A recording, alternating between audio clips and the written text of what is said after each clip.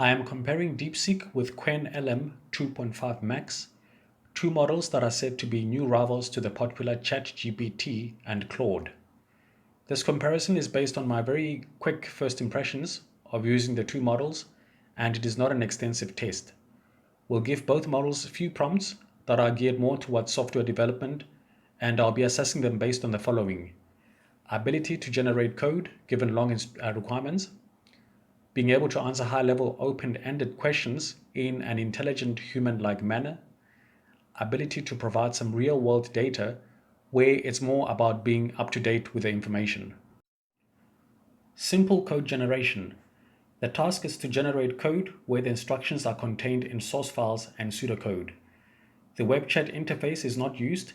Instead, the AI must first read the files and complete sections that have been marked. The generated code must pass a number of unit tests, which contain some edge cases. Now, the outcome, starting with Qwen 2.5-Max. The first issue that I have is that the model doesn't accept C# files. Instead, I have to copy my pseudocode to a text file, then only upload. The second issue is that it's slower at typing out the code on the screen. Then comes the main problem. There was one tricky test case that failed. That was specifically deliberately made to be an edge case, and to be fair, I might have to refine the instructions. I had to double check with ChatGPT, and it also failed this edge case, meaning it's definitely more to do with the way I wrote the requirements. DeepSeek is a lot quicker at generating the code. It passed all the test cases immediately, and I can upload C# source files. So at this point in time, DeepSeek gets 8 out of 10 for code generation, while Qwen 2.5-Max only gets a 6. This is only subjective. I really prefer directly uploading source files and not having to copy and paste large text into the chat prompt. Answering open-ended questions where there's no right or wrong answer, but the trick is that the AI must generate a realistic response. First question is about entity framework being used with a repository pattern. An opinionated question where many developers have a variety of opinions.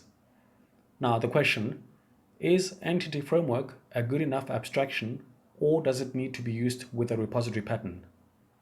This is a very tricky question. I'm expecting AI to either hallucinate or try its best to give a long response, which does not really answer the question. Response from Qwen 2.5-Max. This response is a little long. It does get the benefits of using a repository pattern, and it mentions domain-driven design. In my opinion, domain-driven design hints that repository pattern is solving a high-level architectural problem. But the reasons for why you might just want to use entity framework alone are not convincing for my style of development. Once you have more than 3 or 5 tables in what you think is a small database, you're bound to need some class where all the commands and queries are placed, and not have ad hoc code for data access at random places. It might not strictly be a repository pattern, but you're bound to need some wrapper or class that makes the data access more logical to follow. Response from DeepSeek, more or less the same, but does not mention domain-driven design. Domain-driven design in itself is not forced, but some kind of high-level architectural organization is going to be needed, even in small applications. So once again, this was a tricky question, and in the category of starting to push the meaning of AI. Models should be able to have the concept of entity framework as a technology and a concrete tool, while the repository pattern is on a high level of architecture and best practice. These two are not exactly interchangeable and are not on the same level of abstraction. So DeepSeek gets a 7 out of 10 and Qwen gets 7.5 only because it mentioned domain-driven design. Here's another open-ended question for both models. I want to become a web developer. What is a list of things I need to know? DeepSeek gives a comprehensive list, and on a first glance there's not much wrong, but the list of information could be arranged much better. For example, source control should be under DevOps and not only for front end. JavaScript frameworks is missing Angular, which is quite popular. And then for the ecosystems, ASP.NET is missing, which is a completely big ecosystem on its own. Response from Qwen, it's a lot more readable. There's no important information missing and gets into the technical jargon quite a bit. Comparing the two answers, they have a slightly different tone. DeepSeek does appear to be very helpful to someone who's completely starting out and doesn't start out by throwing a whole lot of heavy technical jargon. Qwen also has a long list, which is much better organized and more readable, but a bit more technical. I might It might be a little bit too heavy for someone who's genuinely just starting out. This is now the Qwen response.